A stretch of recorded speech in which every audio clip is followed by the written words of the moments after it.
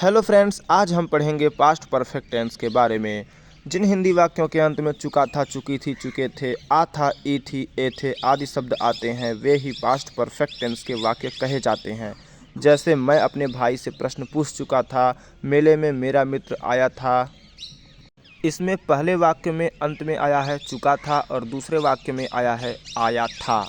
तो आ था आया है, अतः ये पास्ट परफेक्ट टेंस हुआ।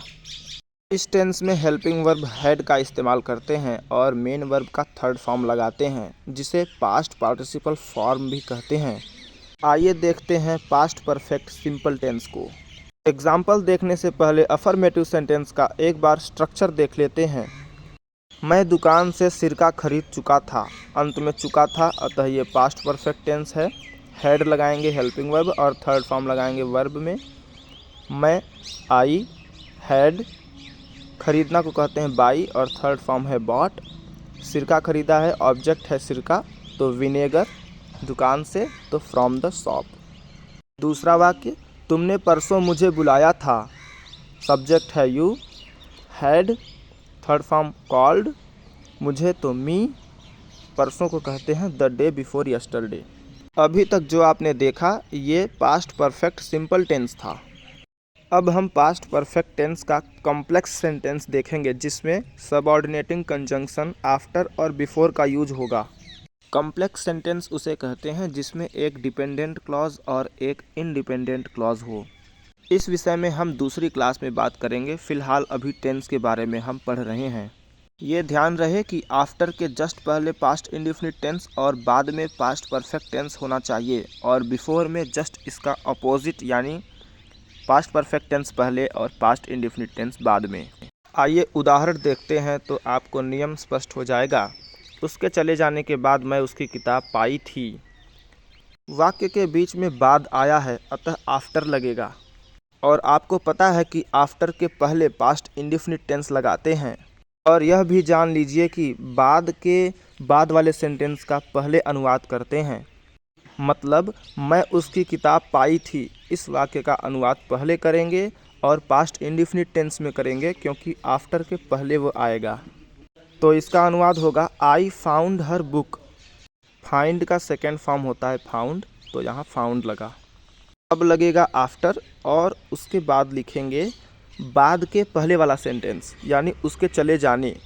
उसके चले जाने यानी इसको हम पास्ट परफेक्ट टेंस में लिखेंगे, तो शी हैड गॉन।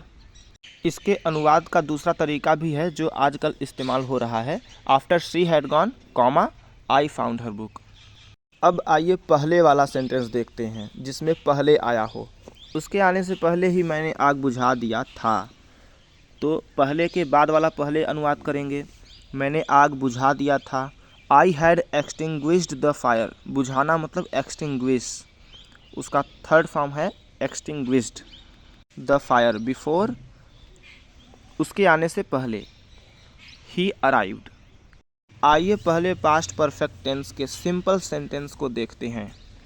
पक्षियों ने अनाज नहीं खाए थे, अंत में ए थे, अतः ये पास्ट परफेक्ट टेंस हुआ। और नहीं आया है, इसलिए नेगेटिव सेंटेंस हुआ। पक्षियों, द बर्ड्स, सिंगुलर हो या प्लूरल, हेल्पिंग वर्ब हैड ही लगेगा। हैड नॉट को हम सॉल्ट में लिखते हैं हैडंट, और खाना को कहते हैं ईट, थर्ड फॉर्म ईटेन, और अनाज द ग्रेन्स। आइए दूसरा वाक्य देखते हैं जो कि कॉम्प्लेक्स सेंटेंस है।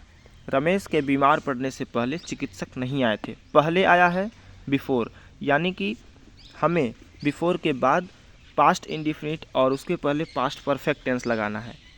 और यह भी आपको पता है कि पहले के तुरंत बाद वाला सेंटेंस जो होता है उसे पहले अनुवादित करते हैं।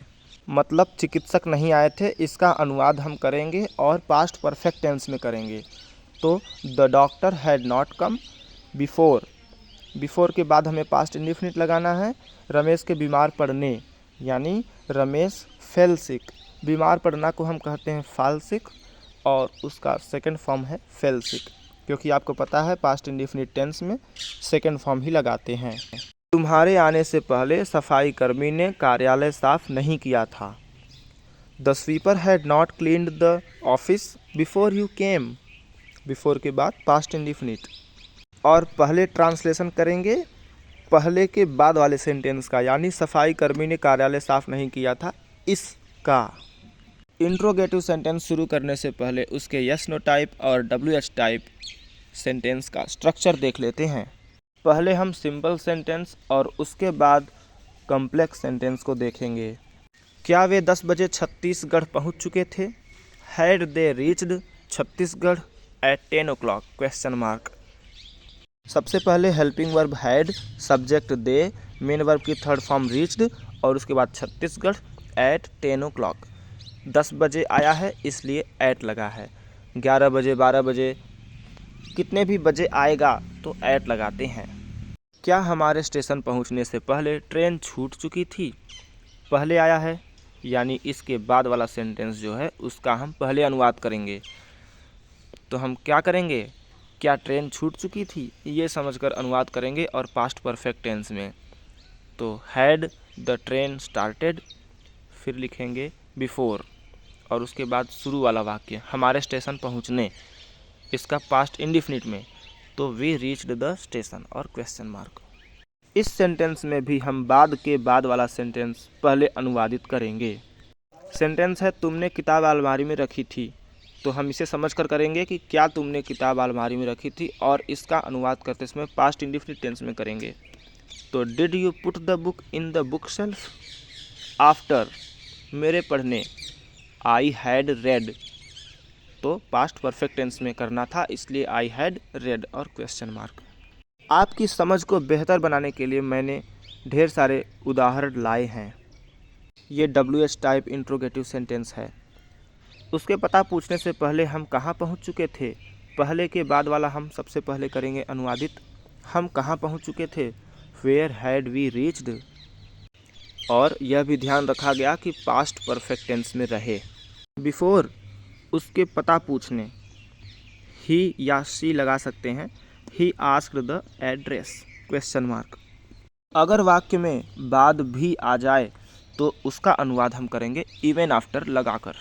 जैसे मेरे भोजन परोसने के बाद भी तुम नहीं आए थे, तो बाद भी के बाद वाला सेंटेंस पहले हम पास्ट इंडिफिनिट में बनाएंगे। तुम नहीं आए थे, you did not come. Even after मेरे भोजन परोसने, तो I had served food. English को बेहतर तरीके से सीखने के लिए हमारे साथ जुड़े रहें। जय हिंद।